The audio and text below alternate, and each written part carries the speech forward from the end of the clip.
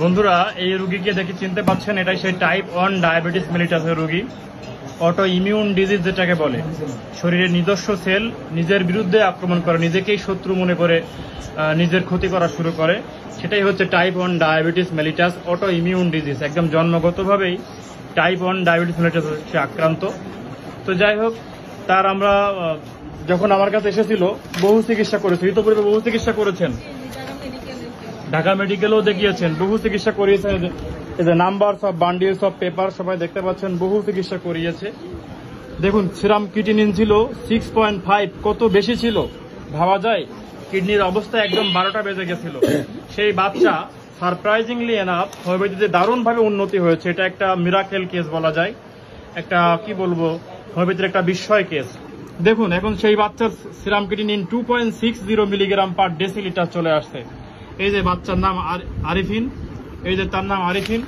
দেখুন এখানেও রিপোর্টটা দেখুন, যখন আমার কাছে এসেছিল তখনকার রিপোর্টটা দেখাচ্ছি। এই যে দেখুন, এর নাম হচ্ছে আফরিন।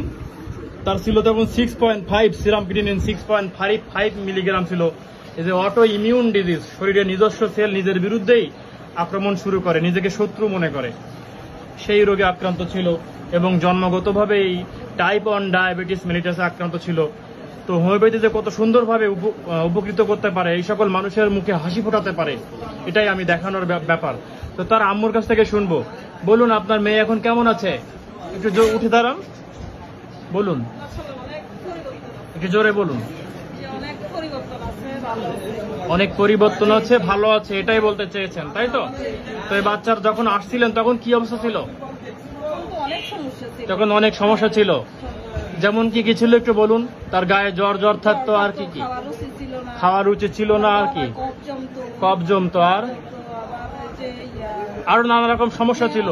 এই বাচ্চাকে একদম প্রায় মৃতপ্রায় আমার কাছে নিয়ে আসছিল। অ্যালোপ্যাথিক চিকিৎসকরা আর কোনো প্রেসক্রিপশনই করতে চায়নি, আর কোনো ওষুধ দিতে চায়নি, তারা একেবারে দন্তনয়কের না বলে দিয়েছিল, তাই তো?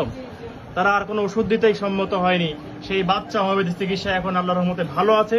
শুধু ভালো নয়, 6.5 সিরাম ক্রিয়েটিনিন থেকে এখন নেমে এই যে আমাদের প্যাথোলজিক্যাল রিপোর্টই আমাদের পক্ষে কথা বলবে, হোমিওপ্যাথির পক্ষে কথা বলবে।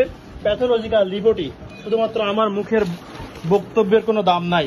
দেখুন, এখন বর্তমানে এই যে আফরিন, তার serum creatinine 2.6 milligram per decilitre, অনেক উন্নতি হয়েছে এবং এটা একটা মিরাকেল কেস।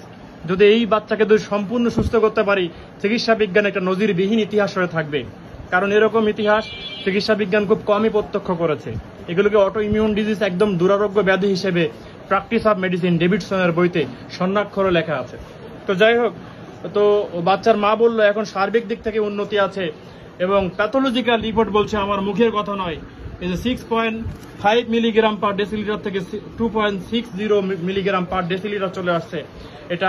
এটা কি হোমিওপ্যাথির জয় জয়কার নয়? যারা হোমিওপ্যাথি দেখলে নাক ছিটকান, যারা হোমিওপ্যাথির কথা শুনলে যারা ভুরু কুচকান, তারা কি বলবেন এই সকল উন্নতি দেখে? প্যাথোলজিক্যাল রিপোর্ট তো আর প্লাসিবো ইফেক্টের মতো না। এখানে তো আর কোনো বাটপারি বা ধান্দামি বা মিথ্যা কথা বলার কোনো অবকাশ নেই।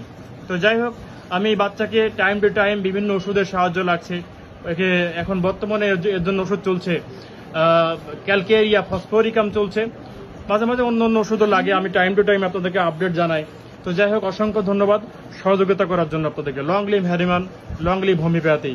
Thanks everybody for hearing carefully.